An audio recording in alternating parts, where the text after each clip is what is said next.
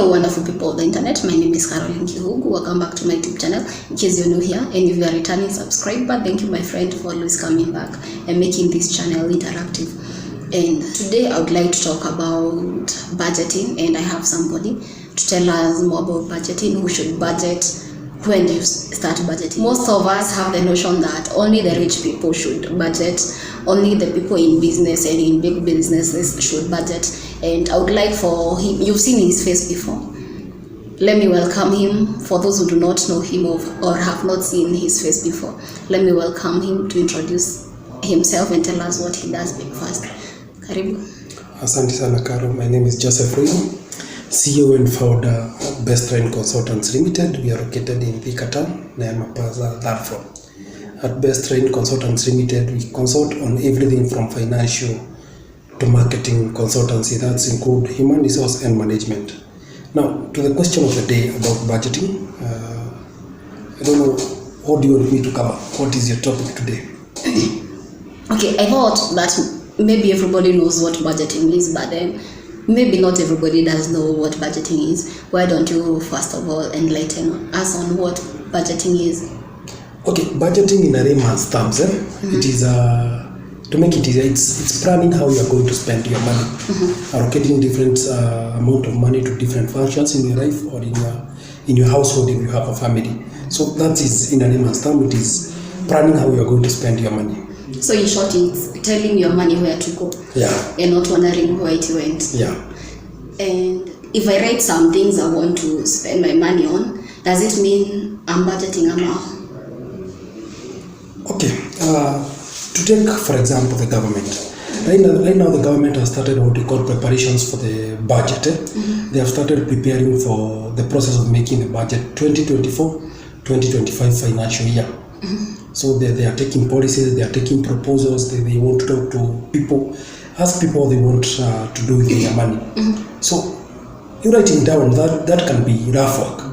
But at the end of the day, you need to budget. Budget comes with priorities, comes with what is more important than others, that is priority. It comes to how do you first start spending. You can arrange things in order of priority, but what activity gets what amount of money? No. It can be a priority. You want to go back to school. Is it a priority this month? Yes, it is a priority, but is it a priority? Is it an emergency? So you have different types of the way you budget. But the first thing you need to do is put in the rough work. The rough work is writing everything you need down. I need 2,000 for fun, for weekend activities, entertainment. Every weekend I need 2,000. This and this. I need clothes. But so after that, you do what we call rough work. Then you start rearranging them in order of priorities, then in order of emergencies. Why should I budget? Budgeting helps you plan. It helps you plan for your money. One thing you should know is that money will never be enough. But when you budget, you are able to allocate different amounts of money to different functions in your life. 10,000 will go to savings. 10,000 will go to savings. 5,000 will go to house rent. 3,000 will go to food. 1,000 will go to health insurance and what have you. The other 1,000 will go to this. It enables you to plan well. And when you start planning, you are able to live your life in a better manner. Yeah. So that's one of the reasons you should budget. It makes your life simple. And like I asked before, most of us think that budgeting is for the rich people or for the people with big businesses. Who should budget and when do I start budgeting? Everyone should budget. First of all, each and every one of us should be able to have a budget in their home, a budget that they follow. When you should start budgeting, sometimes we think it is a two-way street. For example, the government budgets before it has money. They forecast what they want to do. They forecast what. So what usually happens is, for example, the government budgets so that it can be able to start looking for that money because it collects money through taxes. Now, as an individual, you need to have two models. You can budget when you have the money or budget when you don't have the money. But as you start budgeting, the best way to do that is when you have not received the money. But you are assured that you are going to receive the money. This is for the salaried people. You get paid 30,000 and maybe today is on 19th. So most salaried people would get paid from 28th, 29th, 30th. And you know how much money you earn. you know you earn 30,000. So this is the appropriate time now for you to start budgeting. Or you should have started budgeting immediately the month started. That was on maybe first or second. How much money are you going to spend this month? How much money are you going to do this? So the budget you are currently preparing for is for September. Because the amount of the salary you are going to get paid will help you maneuver the month of September. So this is the best time. As we say in planting trees, the best time to plant a tree was 20 years ago. The second best time to plant a tree is today. That's the same with budget. The best time to run a budget was 1 month ago, but the second best time is now. You need to start budgeting. You need to start planning how you are going to spend your money. So in short, I should plan for what I do not have, but I'm aiming, or I know it's going to come. Yeah, and that's a problem, because now, that's why I said there are two models of budgeting. For salaried people, they can be able to budget for what they are going to get. First of all, because these people have a pay slip, they already anticipate what they are going to have at the end of the month. Is it 30K? Is it 40K? They are already sure of it.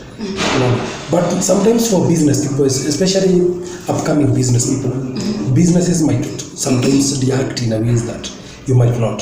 So for business people, we advise you to do both.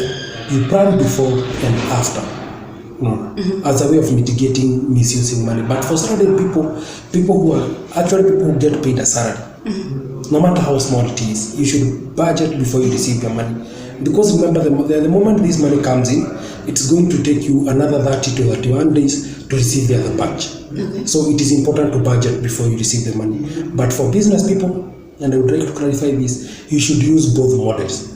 You should budget before you have the money, and then budget after you have the money. The budget after you have the money is used to clarify or is used to correct. Because for business people, when you are a young business person, you know this. You might give an invoice to a customer, an invoice maybe of 50, 100,000, and they pay you 60,000.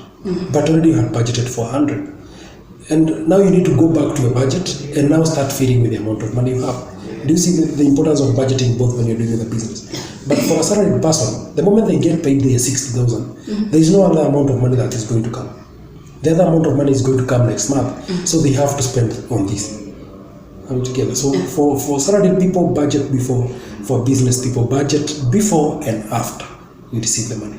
Okay. And I've heard, or we've been told so many times that you should live within your means, and I wonder how much. Okay, how do I know how much goes into what activity or what bill, and how much is there for? Okay, how do I know what money goes where? Okay, maybe to answer that. It all first of all depends on one opinion or someone's opinion, but the best thing in life is that, and this is a very unpopular fact, personal finance is difficult to manage because human beings are emotional beings and we react differently. So sometimes it's actually even hard to live within our means. Why? Because some of us are sending money back to our parents, but you also want to live a good life. You want to start a family. And you are supporting your brother who is in school, you're supporting your sister who is in school, you are supporting your mom or dad who maybe akona ng'ombe mbili pale zimekataa kuleta maziwa. You are doing all that. So you have to be strict with that. So what we usually say is that whenever you are planning, the first item you should do is save. In personal finance, save. Because you are saving for a future emergency, for future investments. So you save. If you are earning 40,000, you should save a certain amount. We won't talk about savings today, but then after you save, that's when you start budgeting. Now, the first part of living within your means is being able to avoid what we call black tax or family tax. This is where you support people. Yes, you should support them, but you should also be able to cut that dependency out. It is not a popular thing, but you should be able to cut that dependency out. You can't be earning 50,000 and your parents pay 10,000 of that money. You know, the easiest way to do is mfungulie kaduka hapo kwa urishani. Auze, muache kusubuana. If you can't do that, wacha kutuma 10,000, tuma 3,000. That's the first way you live within your means. The second thing, what eats so much into our money, is rent. Because most of us live in towns, na tuna rent nyumba. I want to tell you the amount of rent that you should pay if you are earning 50,000-40,000 no. But look for a house that is within your range. What do I mean by that? If you're spending more, if you're earning 50,000 and you're spending more than 10,000 on your rent, you're not living in your own range. Right together. Because after you have 50,000, you get deducted taxes. Maybe what gets to you is 40. After 40, you need to save maybe 10,000. Then you pay 10,000 rent. then you save 10,000 home. Then you have 10,000 for food and other activities, clothing and everything. So when you want to dedicate a certain amount, emergencies and priorities should be able to be factored in. Last month I sent 10,000 to my parents. That amount should take them 2 months. Are we together? So that this month I can have a break. Are we together? Yeah. Now that's how you are able to budget, but this is a very long conversation because now that comes to personal finance. Okay, in case of a company, Yeah. and they say you should pay yourself first. Yeah. You know, I've never understood the logic of pay yourself first when you know very well that there are employees to pay, there are bills to be paid, yet we are told often that you should pay yourself first. What does that mean?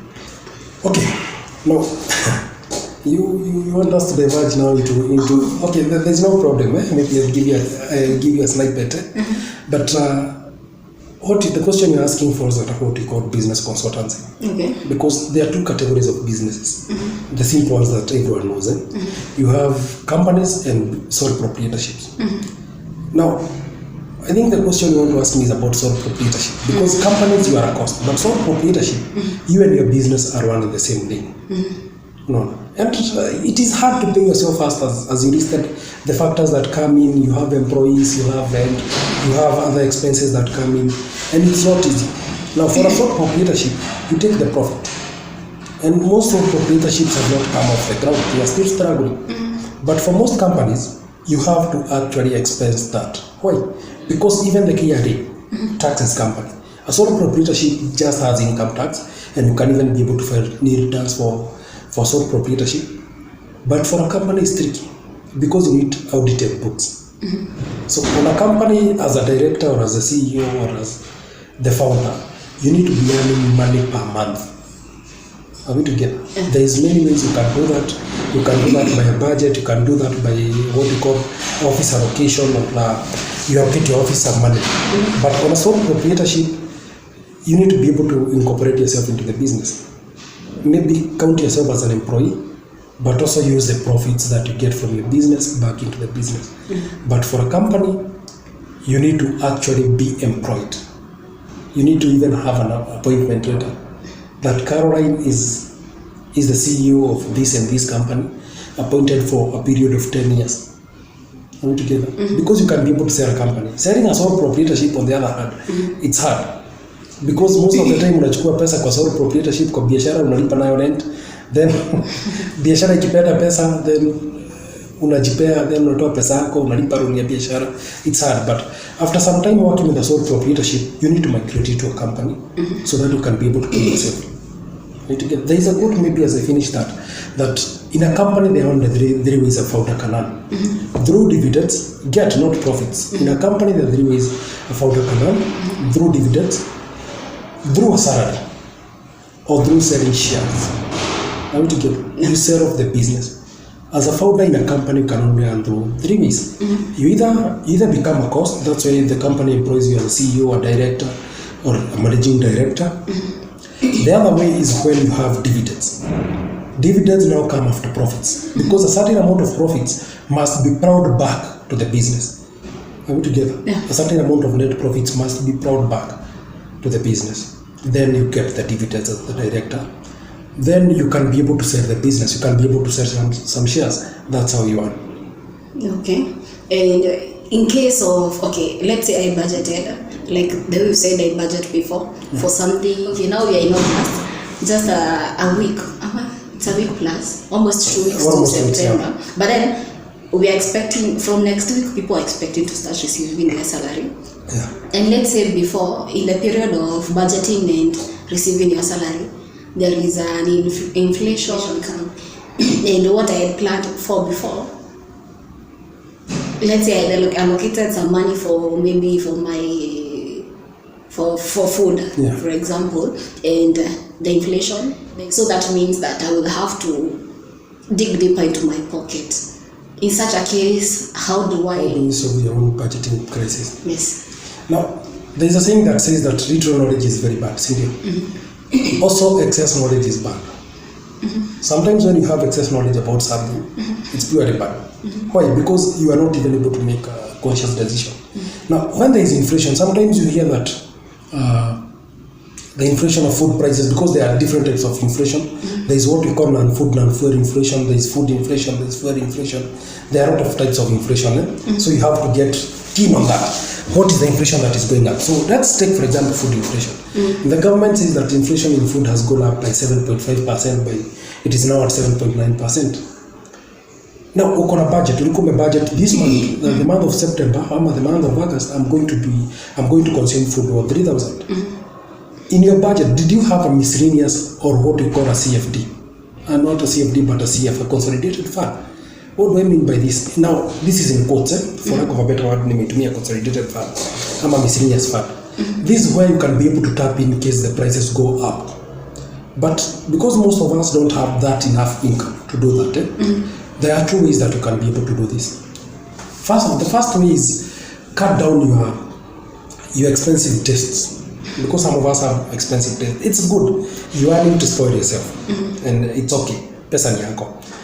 But kama unakula unga inatoka maybe around 80 to 90 na ulikuwa budget inatoka to 50 na imepanda imefika to 80.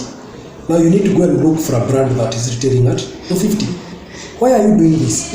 Because inflation imekuja but pesa yako haijaongezeka. And if you keep adjusting your money so that you can cover inflation, when utakuwa na shida, you're going to go into debt. So you need to first of all adjust your tastes. The second thing is, when budgeting, create a miscellaneous fund. If you cannot be able to adjust your tastes, create a miscellaneous fund that covers that inflation. But now that one is hard. It's actually hard because miscellaneous funds comes from people who have almost next to unlimited funds. Governments do supplementary budgets when inflation comes, but now you don't have the money to do a supplementary budget. So the best way for you is reduce your expensive tastes. Make sure you live within your budget. Inflation ikikuja, now you need to be able to cover that. Kama ulikuwa unakula pishori, unashuka kidogo, unatoka mchele ya kilo 200, unaenda maybe inaitwa sindano maybe 150. Why am I saying this? Because at the end of the day, inflation ikikuja, when food inflation comes, it affects everything else. How to get? Do you know fuel can be high, but immediately the prices of food go down, almost everything else in that trend goes down. Why am I saying this? Because food is the biggest part. It's the biggest contributor to our expenses. And for you to live a good life, you need enough disposable income. After you purchase food, can you be able to purchase juice? Because now juice is a luxury. Can you be able to purchase some snacks? Also, when inflation comes, you have to be able to do away with the non-essential food items. That is things like juice, pizza. Kula nyumbani. Unaona? Kama pesa yako itoshi, nunua chakula, pika nyumbani, kula nyumbani. Because what you need to do first is build enough disposable income. And during an inflation, it's very hard to do that. So as everyone else tries to reduce the price of food prices, try to bring inflation down, you should also work from your end. Kitu ya kwanza, acha kuwa na expensive taste. Unaona? You also actually participate in increasing inflation. What do I mean by this? Kama Kafagara last week tuseme ilikuwa inatoka to 50 and this week imefika to 80. And you squeeze yourself uende ununue Kafagara. Haitawahi shuka. Because one thing, there is a shortage of meat. But Kafagara is mami kwa store. So ule mtu anatengeneza itabidi ameenda kununua meat expensive. Because customer wake asimami. But if people can be able to reduce a certain level of the expensive taste, itaforce ile ungo unapenda pia itaona imekaa sana kwa market juu ya price, so it's going to bring down the price a little bit to your affordability level. So the only way for individuals, especially individuals, is by reducing your expensive tastes. Because in personal finance, there are very few expenses that you can cut. Yeah. Does it mean that I can budget for a year, or do I budget monthly, weekly, daily, yearly? Now, it all depends with what you're budgeting for. Now, for monthly expenses, you can only budget for monthly expenses because you don't get to know whether next week kama utakuwa mahali unaishi. But they are what we call now yearly expenses. Maybe unataka kujenga nyumba, umechipea mwaka, that's a budget for a whole year. Kama uhami hiyo nyumba yenye unaishi, you can be able to budget for that. But now this one now goes back to discipline. Because the key effect of budgeting and personal finance is discipline. So you can be able to budget for weekly, monthly, and also yearly ama biannually. What do I mean by this? For you to be able to budget for a yearly thing, huwezi sema ndakula sukuma wiki za 500 for a whole year. No, utafika mahali umechoka, wewe ndio una hustle, and you need maybe to reward yourself with a kilo of meat ama 2 kgs. Maybe umeitwa mazishi mahali, maybe umefanya, these are expenses that you did not plan for, but you can be able to allocate a certain amount of money for them monthly. So the best, especially for salaried people, is doing it on a monthly basis, because the money comes on a monthly basis. Okay, you asked whether we can be able to offer courses in budgeting. We offer a variety of courses, but these courses, most of them, we have physical and online classes. We talk more about, we train about personal finance, the factors that affect personal finance, the factors that can help you manage your personal finance. We also talk about budgeting for both individuals and companies. Now, for companies and businesses, there is what we call projections. And projections are mostly contained in the strategic plans and what have you. Now, people always wonder why companies need strategic plans. You need strategic plans so that you can be able to plan. It's also another way of planning and budgeting. So we can train you. We train people on how to budget. We can actually even do your budget for you, help you come up with a good budget that will work for you, that will ensure that you have enough savings, you have enough money for investments. When it comes to investment, we also advise on the same. I hope that was beneficial. Mr. Wiru also teaches about forex, bonds, bills, stock, gold, and all that. We had another video about forex. In case you missed that, go back. Here on my YouTube channel, Carol on the Move, we have a video concerning forex. And if you would like to learn about forex, about all those things, gold and all that, about budgeting, if you would like to also have a created budget for you to follow, hit them up. They are on Facebook, they are on Instagram, they are on Twitter at Bestline Consultants, all over. And I will also leave their number below. Call them. They're also on Nema Plaza, third for the Katana. Yes, there. So if you are around Vika, go visit them, talk on length, know how they can help you. Till next time, bye.